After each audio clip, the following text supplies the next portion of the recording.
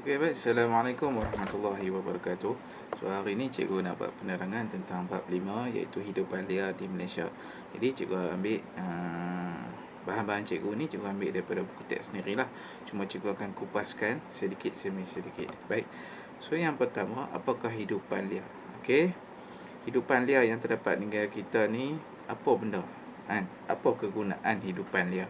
Pentingkah hidupan liar dekat kita ni? Apa harimau? Dahlah dia makan manusia, kan? Dia makan, dia pemburu. Jadi buat apa ada dia, kan? Ular, sebab apa ada dia, kan?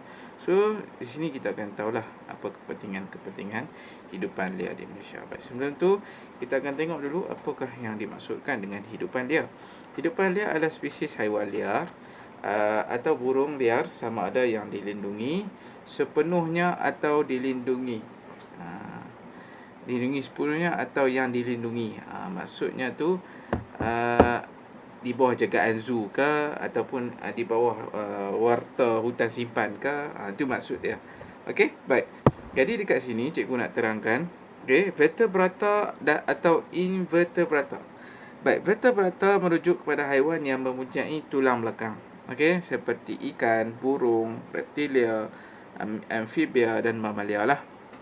Okey, manakala invertebrata adalah haiwan yang tidak mempunyai tulang belakang, seperti contoh lintah. Okey, itu adalah salah satu contoh yang boleh cikgu berikanlah. Hidup atau mati, matang atau tidak matang, sama ada boleh dijinakkan atau dibiarkan dalam kurungan ataupun tidak. Itu adalah hidupan liar, iaitu spesies haiwan liar atau burung liar yang dilindungi ataupun tak dilindungi lah.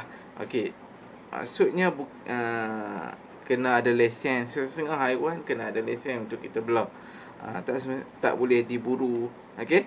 Baik, so yang seterusnya antara jenis-jenis hidupan liar di Malaysia adalah seperti hulang merah, tapir, harimau Malaya, beruang matahari, kan, penyu, dugong. Okey, di Malaysia ada 4 jenis penyu, tak silap cikgu.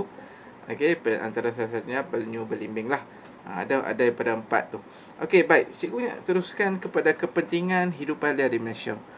Jadi kita nak tengok kepentingan dia.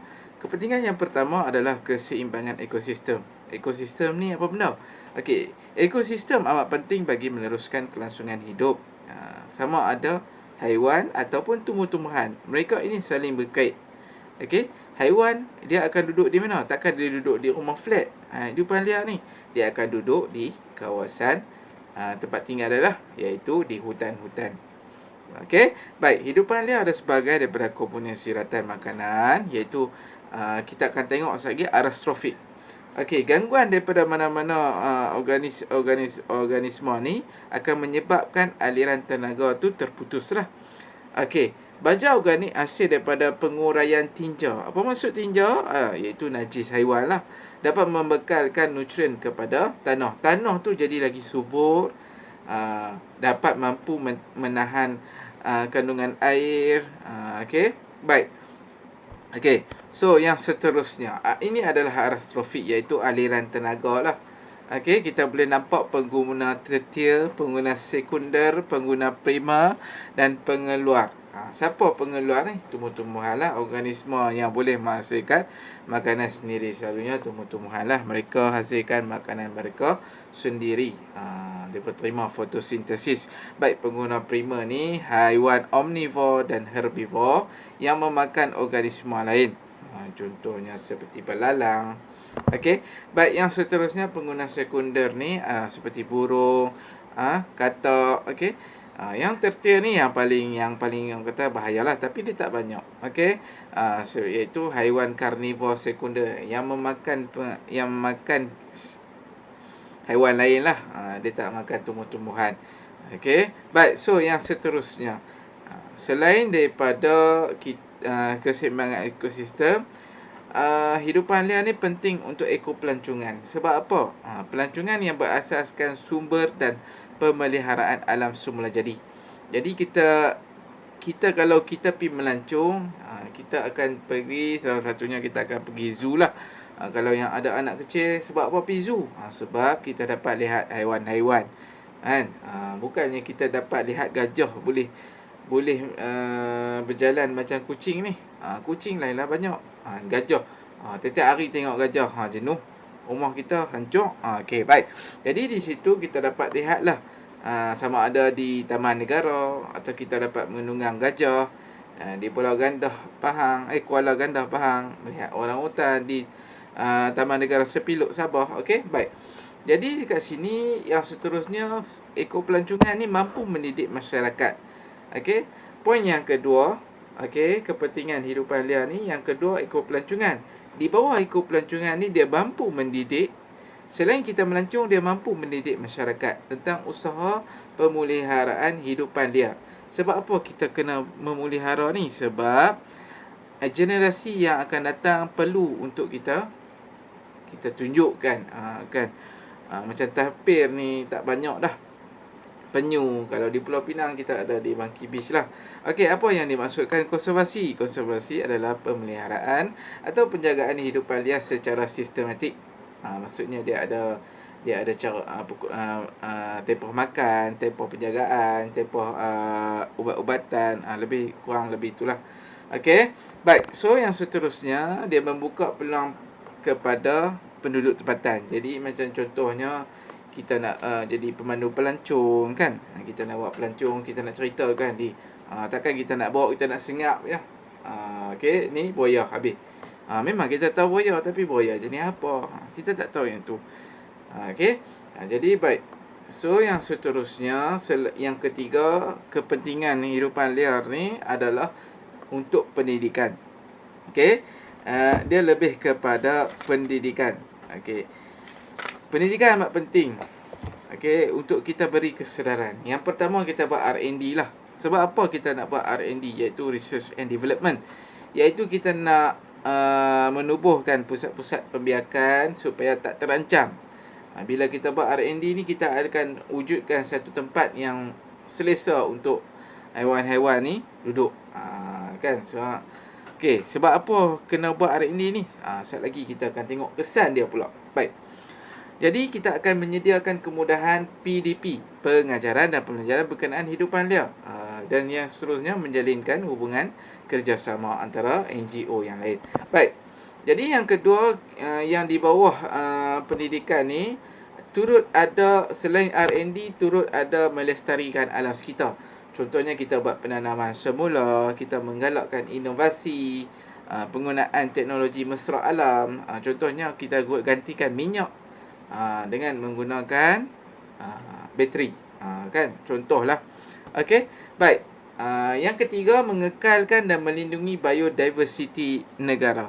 Iaitu apa maksud biodiversity? Kepelbagaian spesies tumbuh-tumbuhan dan haiwan. Okey? Itu biodiversity. Okey. Jadi apa yang kita buat untuk kita sedarkan masyarakat, iaitu kita bermula daripada sekolah. Kita menerapkan pembelajaran biodiversity ni dalam mata pelajaran geografi. Macam kita belajar sekarang lah.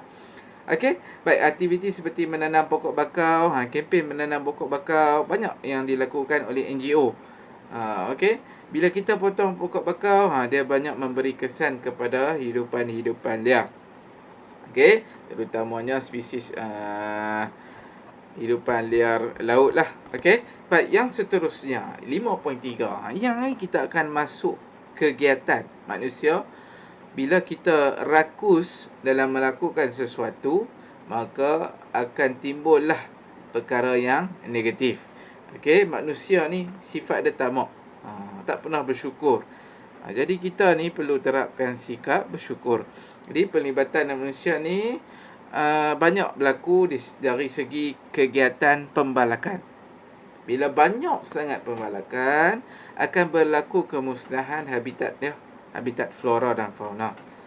Lepas tu akan berlaku tanah runtuh, gelongsoran, okey, kurangnya proses sejat peluhan, maksudnya tak ada wap, tak macam Cameron Highland. Kalau bayangkan Cameron Highland ditebang semua, digondol kan, apa akan berlaku? Berlaku tanah runtuh. Tak sejuk dah macam kita pergi makan strawberry. Jadi tak mampu untuk tanam strawberry. Dan yang seterusnya, jadi karbon dioksida akan banyak lah. Oksigen tak dikeluarkan oleh tumbuh-tumbuhan. Jadi haiwan hidupan liar ni bila tak ada tempat tinggal, maka mereka akan diancam kepupusan. Baik, seterusnya pengkuarian, iaitu letupan bongkah batu. Untuk kita gunakan batu-batu ni, jadi bila kita buat macam ni, dia akan berlaku pencemaran habuk, pencemaran udara, pencemaran air. Maksudnya kita dah kacau sungai-sungai. Okey, jadi bercampur lah. Baik, yang seterusnya peminangan empangan. Bila kita nak bina empangan, kita terpaksa menggadaikan hutan-hutan. Jadi kita nak buat satu kawasan takungan. Maka hutan-hutan di kawasan-kawasan yang rendah ni, hidupan-hidupan yang ada di sini terpaksa dipindahkan. Jadi mereka tiada tempat lain kecuali untuk berpindah di tempat yang lain lah. Okey, jadi kemusnahan hutan yang besar, habitat hidupan liar musnah, keseimbangan ekosistem dan aras tropik mesti terjejas lah. Baik, yang seterusnya, pertanian. Bila berlakunya pertanian, okey, contohnya kita menggunakan baja. Kita menyemai tumbuhan kita dengan menggunakan baja. Jadi tanah tu akan tercemar. Okey, kawasan hutan yang terdekat digantikan tanaman sawit seperti getah dan kelapa sawit menyebabkan landscape asal berubah. Jadi mereka terpaksa berpindah. Hidupan liar ni terpaksa berpindah ke tempat lain. Daripada musnah dah. Kualiti tanah merosot. Okey, hidupan air terjejas. Sebab apa? Sebab racun yang kita guna ni bercampur dengan air. Contohnya banyaklah kita boleh dapat lihat di Pulau Pinang sendiri. Pembuangan sisa-sisa toksik ke dalam sungai menyebabkan haiwan-haiwan tak ada sumber minuman. Okey, yang seterusnya, bila kita buat pengangkutan dan perhubungan juga mampu memberi kesan kepada tempat hidupan liar. Maksudnya kita taruh bukit, contohnya di Terowong Ipoh tu, Terowong Menora tu, kan. Jadi kita pecahkan, kita buat satu laluan untuk kita buat satu highway. Jadi menyebabkan situ berlakulah kemusnahan hutan. Okey, baik. Jadi cikgu nak pergi kepada usaha-usaha. Cikgu laju sikit. So, antara usaha dalam kita menjaga atau melindungi hidupan liar dan alam sekitar ni, kita ada undang-undang, iaitu Akta Kualiti Alam Sekeliling, Akta Perhutanan Negara, Akta Pemeliharaan Hidupan Liar. Okey, baik. So, yang seterusnya, kita seterusnya kempen kesedaran. Dia tujuan dia, awak tengok orang yang tunjuk tangan macam tu, okey, adalah untuk pemahaman kepada masyarakat kita. Contohnya, benda paling mudah, kita letak signboard dilarang membuang sampah. Di situlah orang buang sampah.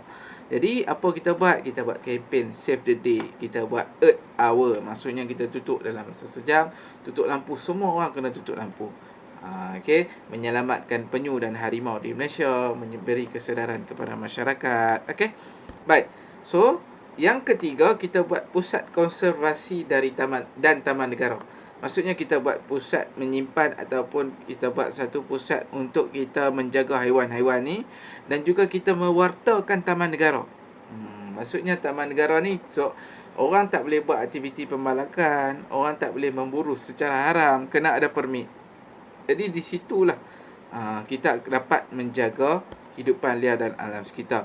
Yang seterusnya kita buat R&D lah, penyelidikan dan pembangunan, iaitu untuk memberi kesedaran tentang masyarakat betapa pentingnya hidupan liar dan mengekalkan hidupan liar supaya khazanah alam kita terpelihara lah. Okey, baik. Jadi EIA ni adalah antara salah satu langkah kita, iaitu kita nak buat penilaian impak alam sekitar. Contohnya, awak nak bina satu bangunan di kawasan bukit. Jadi EIA lah tujuan dia. Dia untuk mengenal pasti, meramal dan menilai kawasan tu. Boleh tak kita buat satu projek? Kalau awak buat rumah ni, apa terjadi? Contoh, awak buat bukit ni macam ni, awak potong dia 45 darjah, maka akan berlaku tanah tu tak kuat. Jadi dia akan bergoyang dan bergerak sehingga boleh berlakunya tanah runtuh. Bukan tak jadi di Malaysia, pernah dah jadi. Island Taiwan, cikgu tak ingat. Ada 2 bangunan tu yang runtuh satu, dia hempak pada satu lagi bangunan.